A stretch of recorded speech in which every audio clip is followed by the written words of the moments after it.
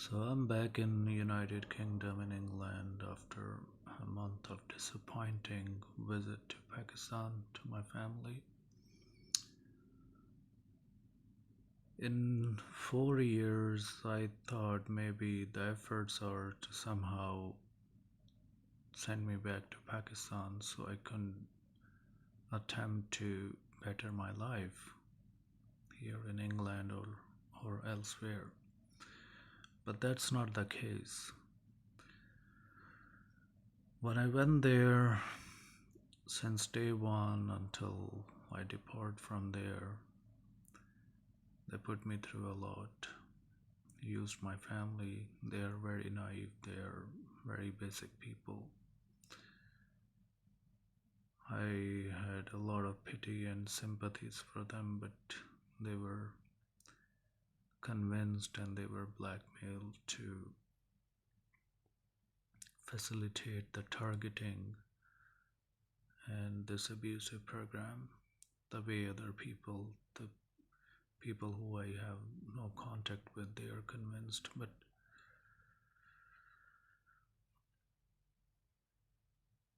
so people in Pakistan, the real population is over 90%. They are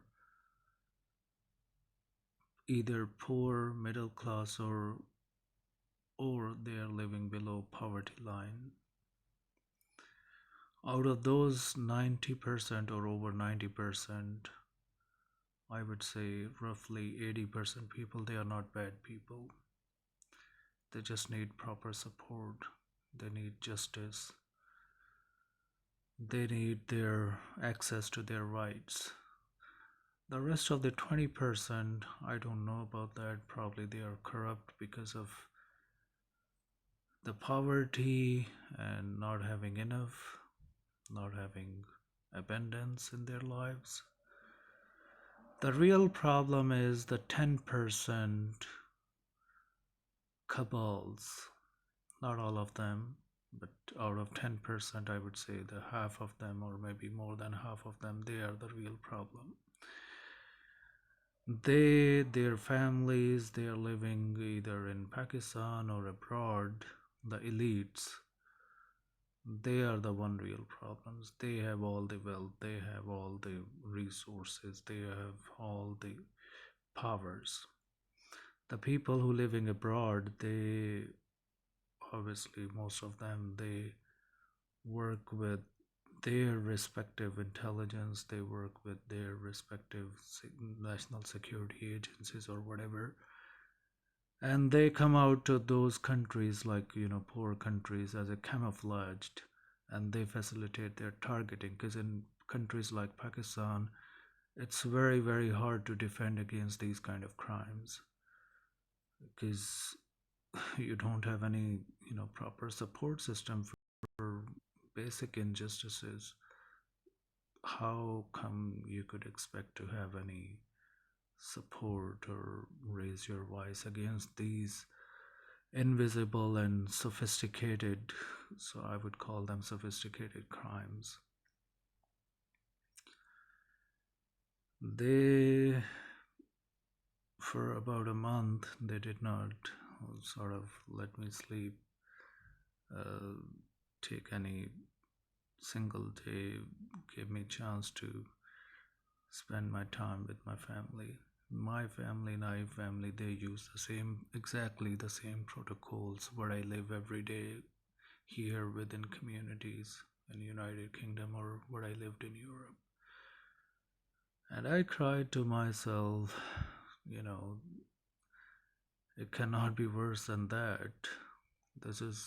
This country is known to me as a home country, home, my family who I grew up with and who look up to me, the as a guardian or whatever, my mother, my ill mother, and my siblings. They have all sorts of frequencies. They could keep you awake for entire night for days, or they could put you on sleep immediately. They could manipulate your emotions, they could manipulate your feelings.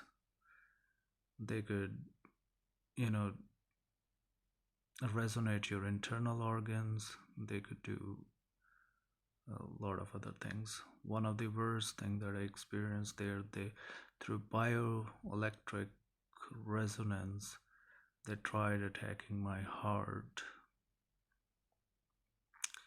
and brain. Those were the two main organs they were targeting and torturing me there in Pakistan.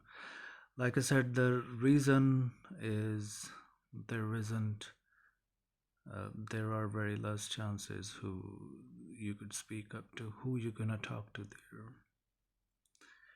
So whether it's a local intelligence there, I don't know how much it's involvement from there, but I got a clues there from there, or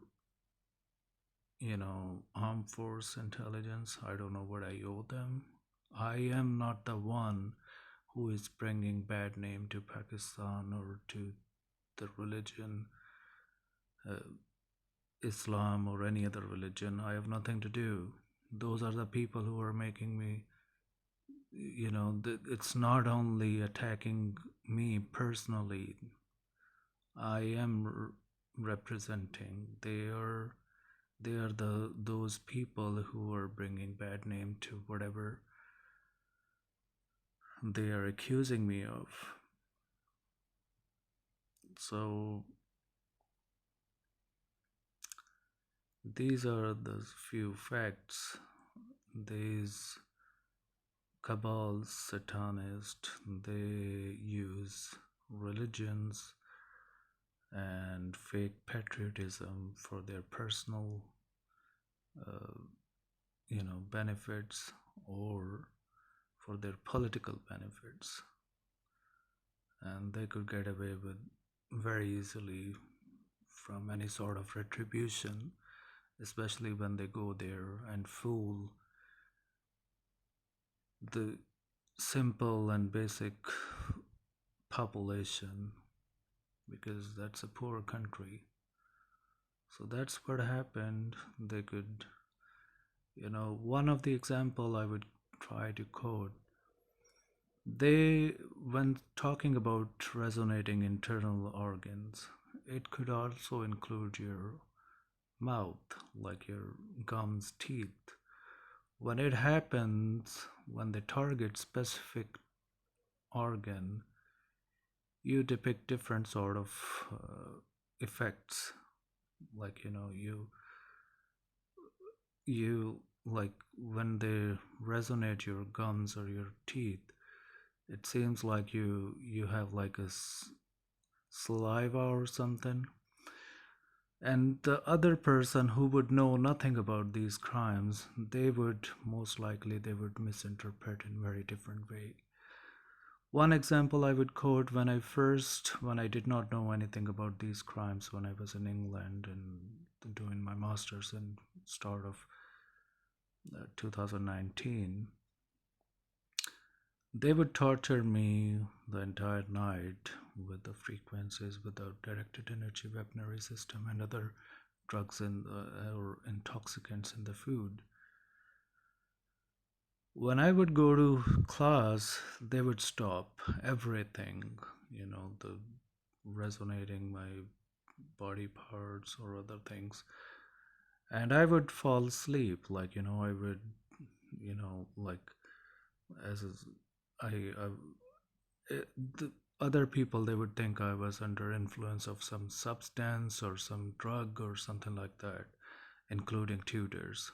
I don't know if they knew or not, but they would uh, interpret like that. What would happen the next? The tutors, the classmates, they would gossip around, he's not very fit to the study. And when I would go out, I would smoke only a plain cigarette. They would send out those, drug addicts or other people with a small amount of money, and they would ask me for cigarettes, meaning for drugs. So this is how they make you look bad person in the sight of other people. This is very organized crimes.